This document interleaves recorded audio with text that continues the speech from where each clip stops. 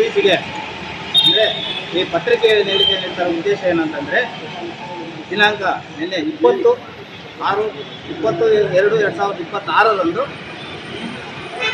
ತಾಲೂಕು ಪಂಚಾಯತ್ ಬಂಗಾರಪೇಟೆ ತಾಲೂಕು ಪಂಚಾಯತ್ ಕಾರ್ಯನಿರ್ವಹಣಾ ರವಿಕುಮಾರ್ ಅವರು ನನಗೆ ಜೀವ ಬೆದರಿಕೆ ಹಾಕಿರೋದರಿಂದ ನಾನು ಪತ್ರಿಕೆ ಹೇಳಿದ್ದನ್ನು ಈ ಮುಖಾಂತರ ನೀಡ್ತಾ ಇದ್ದೀನಿ.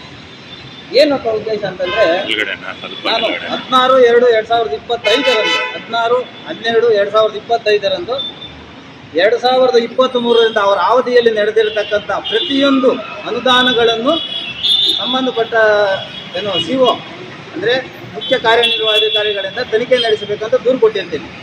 ಅದರಂತೆ ಅವರು 23/1/2026 ಒಂದು ತನಿಖಾ ತಂಡವನ್ನು ರಚನೆ ಮಾಡಿ ತನಿಖೆ 15 ದಿನಗಳೊಳಗೆ ತನಿಖೆ ಮುಗಿಸಿ ವರದಿ ನೀಡಿಕೊಡ್ಬೇಕು ಅಂತೇಳಿ ಕಳಿಸಿರ್ತಾರೆ. ಅದರಂತೆ ನಾನು ಹೋಗಿ ಅವರು 15 ದಿವಸ ಕಾಲಾವಕಾಶ ಕಳೆದಿದ್ದರೂ ಸಹ ಅವರು ಯಾವುದೇ ರೀತಿಯಾದಂತಹ ವರದಿ ನೀಡಿರಲ್ಲ. ಆ ತನಿಖೆ ನಾನು ಯಾವ ಮಟ್ಟಿಗೆ ಇದೆ, ಯಾವ ರೀತಿಯಲ್ಲಿ ಯಾವ ಹಂತದಲ್ಲಿದೆ ನನ್ನ ದೂರು ಅನ್ನೋದನ್ನು ತಿಳ್ಕೊಳ್ಳೋಕ್ಕೆ ನಾನು ನಿನ್ನೆ 20ನೇ ತಾರೀಕು ನಾನು ಜಿಲ್ಲಾ ಪಂಚಾಯತಿಗೆ ಹೋಗಿದ್ದೆ. ಜಿಲ್ಲಾ ಪಂಚಾಯತಿಗೆ ಹೋದಾಗ ಎಲ್ಲರನ್ನೂ ಮೀಟಿಂಗಲ್ಲಿರ್ತಾರೆ ಎಲ್ಲ ಅಧಿಕಾರಿಗಳನ್ನು. ಸರಿ, ಇನ್ಯಾಕಂತ ಸಂಬಂಧಪಟ್ಟ ಕೇಸ್ ಆದ್ರೂ ಇದ್ರ ಬಗ್ಗೆ ನಾನು ಮಾಹಿತಿ ಕೊಡ್ಬೋದು ಅಂತ ಹೇಳಿಬಿಟ್ಟು ನಾನು ಜಿಲ್ಲಾ ಪಂಚಾಯತ್ ಕಚೇರಿ ಮೊದಲನೇ ಮಾಡಿನಲ್ಲಿ ಆಡಳಿತ ಮತ್ತು ಅಭಿವೃದ್ಧಿ ಕಚೇರಿ ಕೊಠಡಿಯಲ್ಲಿ ನಾನು ಆ ಕೇಸ್ ಸಂಬಂಧಪಟ್ಟಂಥ ವಿಚಾರವನ್ನು ಹೋಗಿದ್ದ ಸಮಯದಲ್ಲಿ ಇವರು ಎಲ್ಲಿದ್ರೋ ಎದುರಿದ್ರು ನಾನು ನೋಡಿಲ್ಲ. ಯಾರನ್ನ ನಮ್ಮ ತಾಲೂಕು ಪಂಚಾಯತ್ ರವಿಕುಮಾರ್ ಅವರು ಒಂದು ಏಕಾಏಕಿ ಬಂದು ನನ್ನ ಮೇಲೆ ಅವಾಚ್ಯ ಶಬ್ದಗಳಿಂದ ಬೈದು, ನನ್ನ ವಿರುದ್ಧ ನೀನು ಯಾಕೆ ದೂರು ಕೊಡ್ತಾ ಇದೀಯಾ, ನೀನು ಏನು ತಿಳ್ಕೊಂಡಿದ್ಯಾ, ನನ್ನ ಕಚೇರಿಗೆ ಬಂದು ನೀನು ಕುಂತು ಮಾತಾಡು ಅನ್ನೋ ರೀತಿಯಲ್ಲಿ ನನಗೆ ದಬ್ಬಾಳಿಕೆ ಆಗ್ತದೆ, ಬೆದರಿಕೆಗಳಾಗ್ತಾರೆ. ನಾನು ಕೋಲಾರ ಲೋಕಲ್ದವನೇ, ಇಲ್ಲೇ ಹುಟ್ಟಿ ಬೆಳೆದಿರೋದು ನಾನು.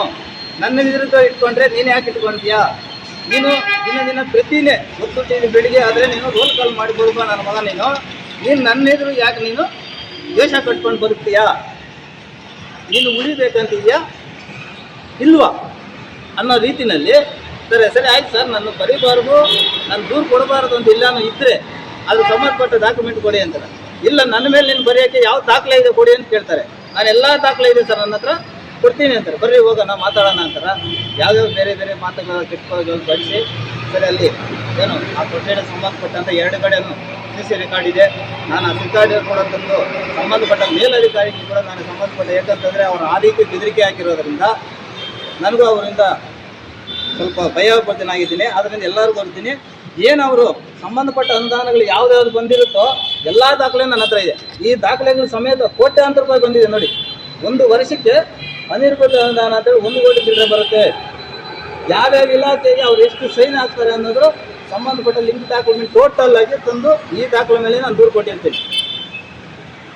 ಕೋಟ್ಯಾಂತರ ರೂಪಾಯಿ ಹಗರಣ ಮಾಡಿರ್ಬೋದು, ಇಲ್ಲ ಮಾಡದೇ ಇರ್ಬೋದು, ನಮಗೆ ಗೊತ್ತಿಲ್ಲ. ನಾನು ಹಗರಣ ಮಾಡಿದ್ದೀನ ಅಂತ ಕೇಳ್ತಾರೆ ಅವರು. ನಾನು ಹಗರಣ ಮಾಡಿದ್ದೀನಿ ಅಂತ ಎಲ್ಲಿ ಹೇಳಿಲ್ಲ.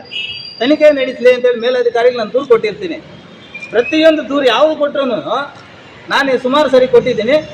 ಅವರು ಮಾತು ಮೊದಲು ಏನು ಹೇಳ್ತಾರೆ ಅಂದರೆ, ನಿಮ್ಮ ಮೇಲೆ ನನ್ನ ಮೇಲೆ ಕರ್ತವ್ಯಕ್ಕೆ ಅಡ್ಡಿ ಮಾಡ್ತಾ ಇದೀಯ ಅಂತ ನಾನು 350 ಸೆಕ್ಷನಲ್ಲಿ ನಿನ್ನ ಮೇಲೆ ಕೇಸ್ ಮಾಡಿ 10 ನಿಮಿಷ ನೀನು ಜೈಲಿಗೆ ಕಳಿಸ್ತೀನಿ. ನೀನು ಇದುವರೆಗೂ ಮೊದಲು ಯಾವಾಗ ಜೈಲಿಗೆ ಹೋಗಿ ಬಂದಿದ್ದೀನಿ ಅಂತ ಯಾರು, ಯಾಕಂದ್ರೆ ನಮ್ಮ ತಾಲೂಕಲ್ಲಿ ಯಾರು ಗೊತ್ತಿದೆ ಯಾರು ಗೊತ್ತಿಲ್ಲ, ನನಗೂ ಗೊತ್ತಿಲ್ಲ ಅದು ಹೋಗಿರೋದು. ನೀವು ಇದುವರೆಗೂ ಜೈಲಿಗೆ 1 ಸರಿ ಹೋಗಿ ಬಂದಿದ್ಯಾ, ನೀನು ಈಗ 2ನೇ ಸರಿ ಹೋಗ್ಬೇಕಾದ್ರೆ ಅದು ನನ್ನಿಂದನೇ ಹೋಗ್ಬೇಕು. ನೀನು ಈ ಜೈಲಿಗೆ ನೀನು 2ನೇ ಸರಿ ನನ್ನಿಂದನೇ ಹೋಗ್ಬೇಕು ನೀನು ಅನ್ನೋಂಥ ಮಾತು ಕೂಡ ಅವರು ನೇರವಾಗಿ ಅಂದ್ರು. ಯಾಕಂತಂದರೆ ಅಲ್ಲಿ CC ಫುಟೇಜ್ ಇದೆ. ನಾನು ತಂದು ನಾನು ಎವಿಡೆನ್ಸ್ ಆಗಿ ಎಲ್ರಿಗೂ ಕೊಡ್ತೀನಿ. ಯಾಕಂದರೆ ಇವತ್ತು ಜಿಲ್ಲಾ ಪಂಚಾಯತ್ ಲೆಟ್ರ್ ಕೊಟ್ಟು ಅದ್ರ ಮುಖಾಂತರ ನಾನು ತಂದ್ಕೊತೀನಿ.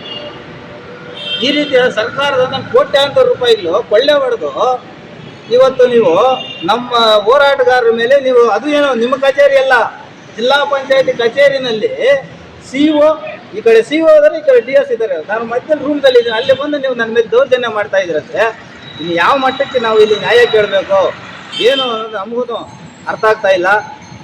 ದಯವಿಟ್ಟು ಇದು ನಾನು ಏಕ ಉದ್ದೇಶ ಹೇಳ್ತಾ ಇದ್ದೀನಿ ಅಂತಂದರೆ, ಇದು ನಾನು ಏನಾದರೂ ಆ ರೀತಿ ಏನಾದರೂ ಅವ್ರ ವಿರುದ್ಧವಾಗಿ ನಾನು ಅವ್ರ ಹತ್ರ ಯಾವುದಾದ್ರೂ ಲಂಚಕ್ಕೆ ಬೇಡಿಕೆ ಇಟ್ಟು ನಾನು ದುಡ್ಡು ಕೇಳಿ ಅವ್ರ ಹತ್ರ ದಾಖಲೆ ಇದ್ದು ಕಾನೂನಲ್ಲಿ ಏನು ಕ್ರಮ ತಗೊಳಕ್ಕಿದ್ರೆ ನಾನು ಅದ್ರಾಗೂ ಬದ್ಧವಾಗಿದ್ದೇನೆ. ಅವ್ರು ಹೇಳಿದ್ದಾರೆ ನನಗೆ, ನನ್ನ ಹತ್ರ ಇದೆ, ನನ್ನ ಹತ್ರ ಬಂದು ಬೇಡಿಕೆ ಇಟ್ಟಿದೆ ಅಂತ ಹೇಳಿದ್ದಾರೆ ನನಗೆ ಅವರು.